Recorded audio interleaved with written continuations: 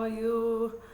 How's it going? So I have my food here and I didn't really want to make a video today, but then I've been pushing myself to make videos even when I don't feel like it.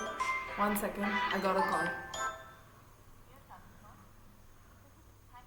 So there is this app in India called Rapido, and I just went out and I came back. I went out to get my food in this place called Paris Panini. So there is this app, Rapido, that every time you go out, anytime you go out and you come back, they call you to check on your safety because there's like a couple of cases against them and bad experiences people had. So yeah, I got a call from them. And I'm like, okay, at least somebody calls me and checks on my safety. No, there's people who do, but I just gotta make a joke about it. So I got 2 sandwiches. One is the Colette, vegan Colette and vegan Estella. So I have this rule: if I don't eat for 24 hours, more than 24 hours, I'm gonna either order anything I want. I'm kind of avoiding ordering. I think I want to just keep going out more because I'm always stuck inside and I don't go out. And even on my bad days, I just don't want to go out. But I think I've been trying to push myself to go out no matter what. So I have this rule for myself: if past 24 hours I haven't eaten, I'm just gonna take a cab and go get some food. And I'm gonna eat whatever I want to eat. I'm just gonna eat anything I want because it's so hard to eat for me. It's like even if I'm hungry, my mind doesn't want me to eat. It's like my mind says, no, I'm not gonna eat. So it's been challenging. It's like I know I'm hungry and I have no energy and I'm just lying down, but my mind just refuses to let me eat. So I'm gonna attempt to eat in front of the camera because I think it's important for anybody out there struggling that you're not alone, and for me to know that I'm not alone. I can always switch on the camera and eat with random people. So this is my food. It smells nice. I got fries too and I ate it on the way because I was so hungry. I was like, oh my god. Because it's like from morning I haven't eaten anything and it's like 11 p.m. in the night. So I'm starving. So I'm gonna take my first bite. It smells so good. Thank you for the food.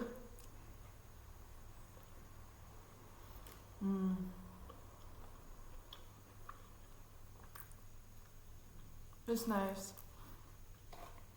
And they have their homemade ketchup and sauce.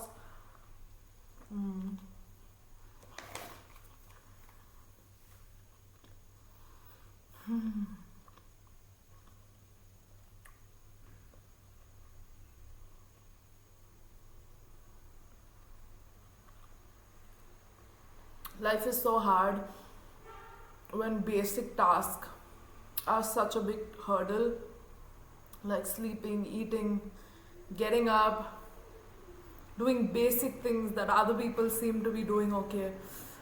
And I think you should not judge yourself. I've been like telling myself I'm doing exactly what I'm supposed to do. Me not eating is how it's supposed to be because I'm undergoing certain things that is difficult to process, that my brain is not able to process. And if I'm gonna be mean to myself and shame myself, like, you haven't eaten yet and you can't even eat, you can't even do this small basic thing as like eating on time and eating at home. If I'm gonna constantly shame myself, it's gonna be so hard. So I'm not gonna take that approach. No, I'm not gonna allow shame from external sources or internal. I'm not going to take shame anymore. Sorry, that doesn't work with me anymore.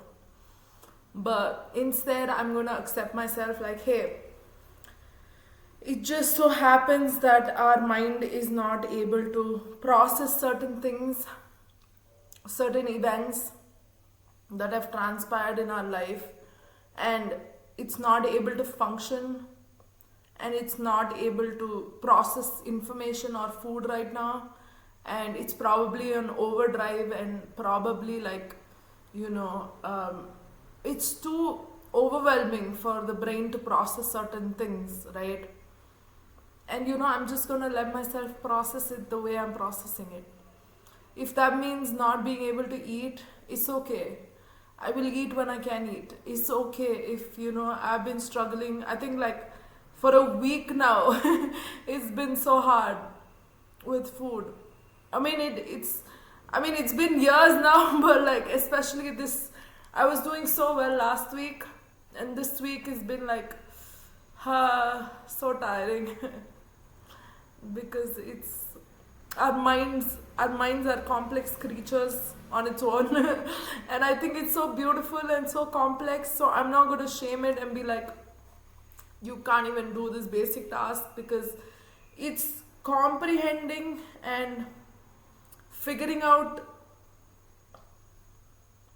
information which is too heavy for it. It's like a computer, right? 1 second, I'll take a bite and then we'll talk.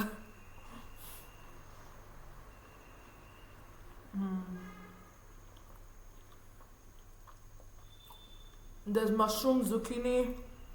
Yummy. It's not hot though, but it's okay. I think the next one I'll heat it up because I want it piping hot. I think I should put it in the air fryer. But it'll be very crispy. I like the bun, it's so soft. I think I'll put it in the oven. I have an oven, so. Oops.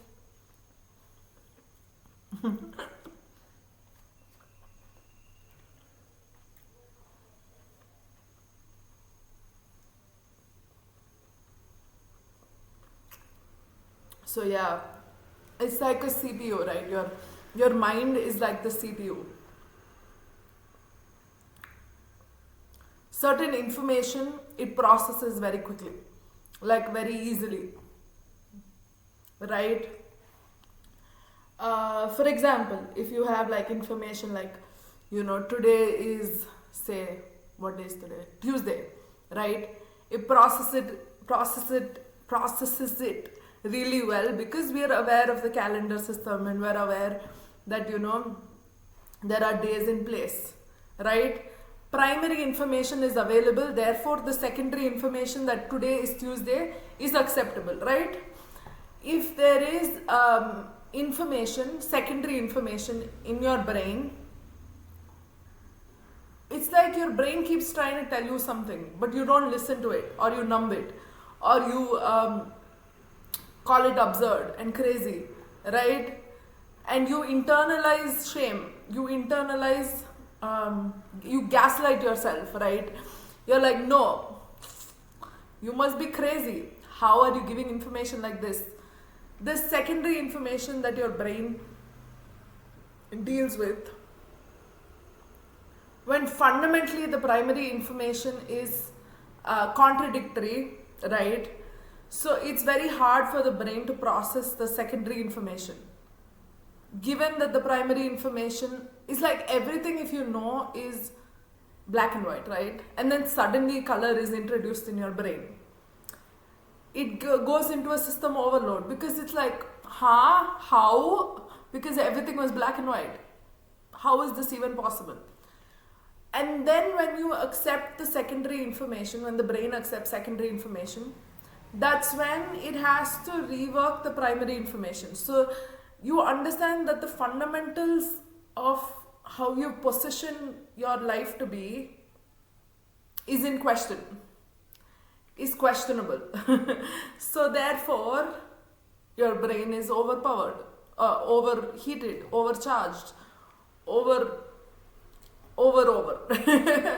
You get what I'm trying to say, right? So the primary information, the fundamentals that you base yourself it's so hard for your brain to cope, because it's, I think when it comes to um, not to be, I'm trying not to be specific here, so that nobody comes back and asks me questions like, you said this in a video, huh? I don't want that situation, so I'm trying to be diplomatic and sugarcoat my words just for my own, just to make sure, nobody pins it back on me.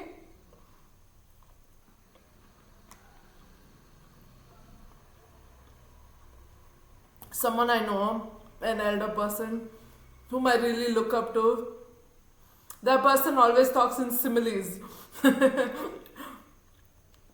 Always in like examples.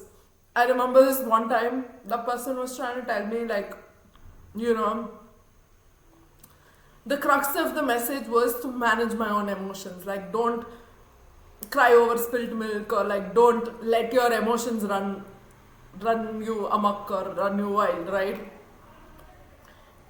The person was trying to explain, say that to me. That was the message. But how that person said it was so fascinating. They said it in like, you are a switchboard. Switch it off. I was like, huh? Out of nowhere, they come to me and they're like, you're a switchboard. You have to learn how to switch it off. I was like, excuse you, what? What? It took me like days to figure out, oh my god, that's what this person was trying to tell me. I was like, who talks like this?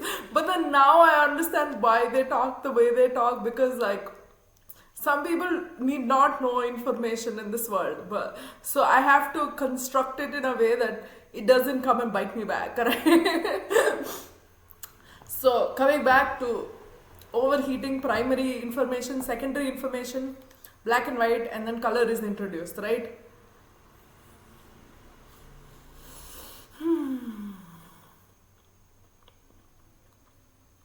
It's been a hard day.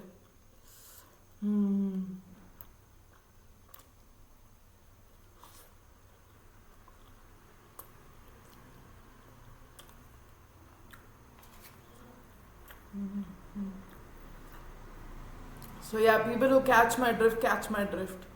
Like, so yeah, primary information. When the foundations are dila, are like shaky, then all the secondary information that you base the primary information on comes back as system error, because it's wrong. It's not wrong, it's just inapplicable. It doesn't, because the context is different. And once you realize your own context of things, it's not easy, because there is so much sentimental value for primary information that you hold on to. Foundations. It's like survival, right? You establish certain foundations. Like, before Galileo came, right? Everybody said that the earth was flat, right? No, the sun revolves around the earth. Galileo said the earth revolves around the sun, right? Vasco da Gama said the earth is round. Okay. So before Galileo came, right, everybody was fixated on sun revolves around the earth, right? And then when Galileo came and told us that earth revolves around the sun, we were like, he's a madman, he's cuckoo, crazy, right? I think like humans hold on to certain truths which they believe is right because of fear, of survival, of like, I think just the fact that earth revolves around something else is scary. It's so much better to say that we are stationary, because we feel stationary, right? We feel like we are stationary, but to grasp the concept that we're actually revolving, the earth is revolving around the sun, is such a scary concept, because our primary information is based on we are stationary, right? And our secondary information you know, it's all basis on the foundations that we are stationary, because that is what our eyes tell us, that is what we see, that is what we hear, and we hold on to those truths even though that truth may not be applicable anymore. So that's why when Galileo came and be like, listen, no, the earth revolves around the sun, we were all like, oh my god, you're crazy. Because our primary information does not allow us to accept the secondary data. It's just there is a system error, because primary and secondary don't match, right?